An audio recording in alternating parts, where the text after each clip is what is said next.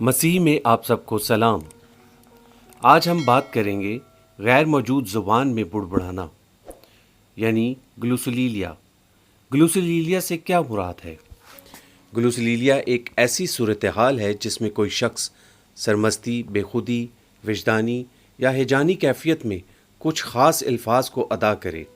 ये अल्फाज या बातें बेमैनी होती हैं या इनके मतलब का कतई तौर पर कुछ पता नहीं होता। ये विजदानी या बेखुदी की हालत में मुंह से निकलने वाली कुछ आवाज़ों की मानिंद होती हैं।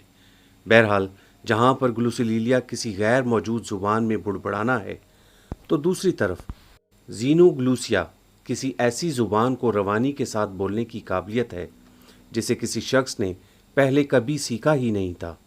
मज़ीद बरां, जहाँ पर ज़ीनोग्लूसिया किसी शख्स के अंदर पैदाशी या फितरी खसूसियत के तौर पर नहीं होती, मुताले और तहकीक ने ज़ाहिर किया है कि ग्लूसोलीलिया एक ऐसा रवैया है जिसे बाकायदा तौर पर सीखा जा सकता है।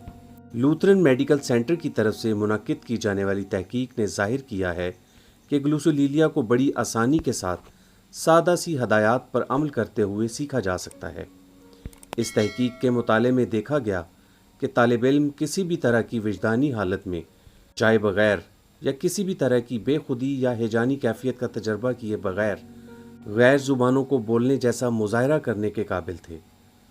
60 तालिब इल्मों के साथ किए जाने वाले एक और तजर्बे से ज़ाहिर हुआ कि ग्लूसोलीलिया के 1 मिनट के नमूने को सुनने के बाद 20% तालिब इल्म उन अल्फाज को बिल्कुल उसी तरह से दोहराने के काबिल थे, और फिर कुछ मश्क करने के बाद 70% तालिब इल्म ऐसा करने में कामयाब हो गए।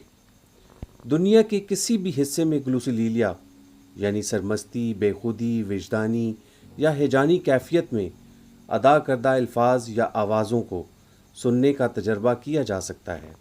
गैर अक़वाम के अंदर पाए जाने वाले मुख्तलिफ़ तरह के मज़ाहिब में इस तरह की आवाज़ों या अल्फाज के गहरे असर तले नज़र आते हैं। इनमें सूडान के अंदर पाए जाने वाले शमानिज़, अफ्रीका के मगरबी साहिल के साथ पाए जाने वाला अजीब मज़हब शांकू, एथोपिया का अजीब मज़हब ज़ोर, हैटी का मज़हब वुवडो और शुमाली अमरीका, ऑस्ट्रेलिया के जंगली बाशिंदों से शामिल है।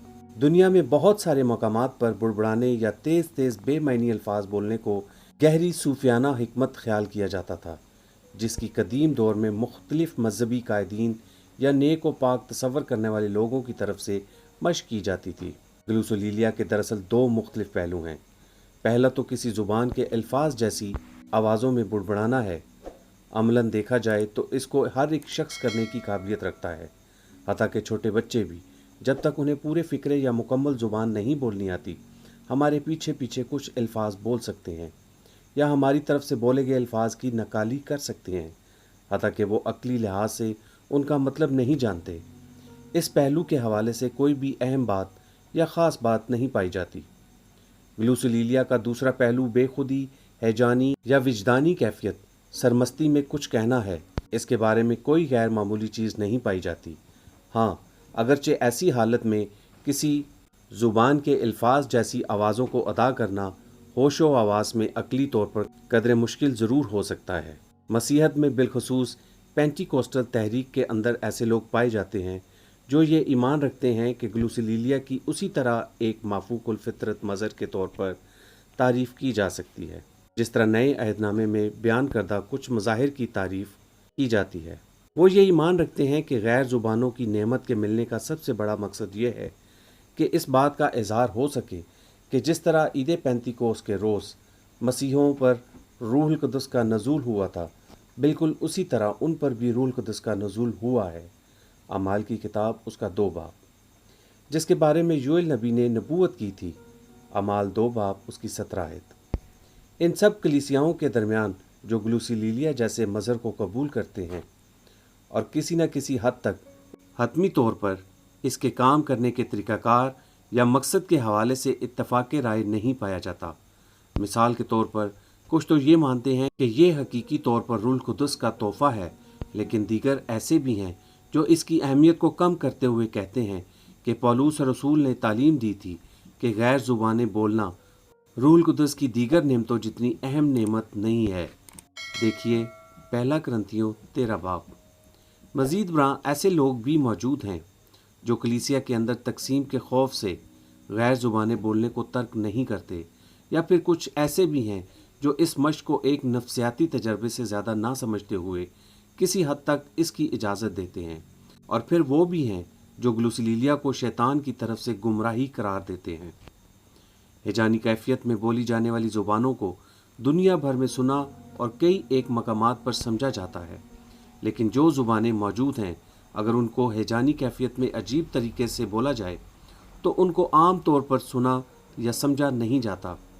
اگر ایسا کیا جائے تو ہمیں صرف بہت زیادہ مبالغہ انگیزی کی کثرت، غیر واضح دعوے، تذبذب اور شور ہی سننے کو ملتا ہے۔